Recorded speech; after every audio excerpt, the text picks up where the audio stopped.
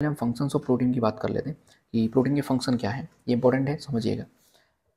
Proteins are important for body building, growth, repair and maintenance of body tissue. बहुत simple सा function है कि body building के लिए प्रोटीन की ज़रूरत होती है, ग्रोथ के लिए, बॉडी की ग्रोथ के लिए, नए टिश्यू बनाने के लिए, टिश्यू कोई मेंटेनेंस करना है, उसकी रिपेयरिंग करनी है, तो उसके लिए भी प्रोटीन हमें ज़रूरत होती है।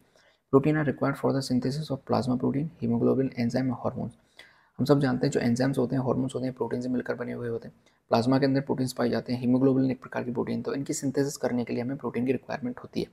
और ये हमारी बॉडी की मेन जो यूनिट होती है, जैसे सेल है, सेल के ऊपर प्लाज्मा प्रोटीन्स पाई जा रही है, ठीक है। सेल के अंदर प्लाज्मा मेम्ब्रेन पाई जा रही है, सेल के अंदर प्लाज्मा मेम्ब्रेन पाई जाती है, उसके लिए प्रोटीन की रिक्वायरमेंट होती है, ठीक है। अगर उसके अंदर प्रोटीन की कमी आ जाएगी तो सेल हमारी, नई जो सेल है वो नहीं बन पाएंगी, तो हमारी जो ग्रोथ है वो रुक जाएगी।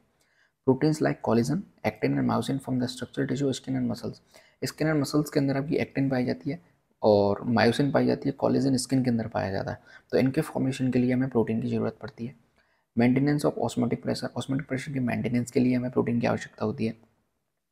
एल्ब्यूमिन प्रोटीन है जो कि ब्लड के अंदर एक बफर का काम करती है, ताकि जो ब्लड का पीएच है, 7 पीएच होता है, 7.4, ठीक है।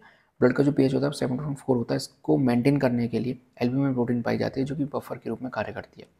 Protein can also supply energy when the calorie intake is adequate, but this is not there primary function. अब देखिए, प्रोटीन हमें एनर्जी भी सप्लाई करती है, लेकिन बहुत ही रेयर केस में।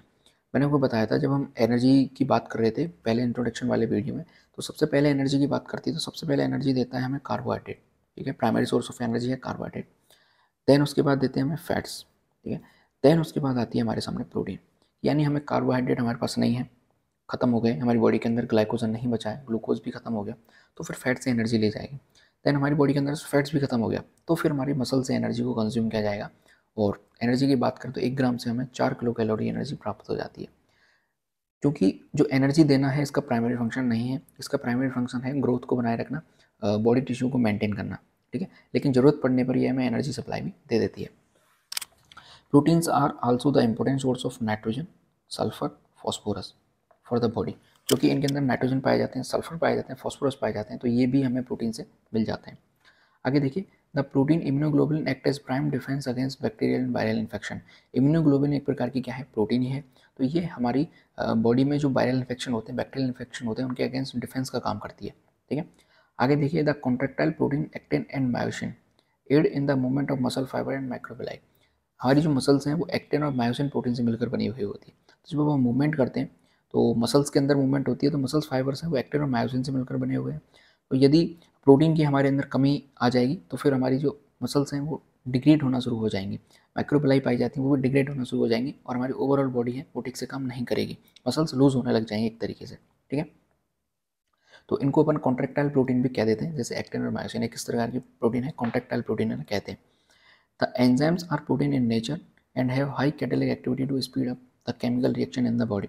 जो एंजाइम्स होते हैं वो प्रोटीन इन नेचर होते हैं, ठीक है। दूसरी चीज़, इनके अंदर हाई कैटेलिक एक्टिविटी होती है, यानी कि ये किसी भी रिएक्शन को स्पीड अप कर सकते हैं। कोई भी केमिकल रिएक्शन हमारी बॉडी के अंदर चल रही है तो उसकी स्पीड को बढ़ा देते हैं, कैसे, उसकी जो एक्टिवेशन एनर्जी उसको कम करके, ठीक है। ये हम एंजाइम वाले चैप्टर में बात करेंगे।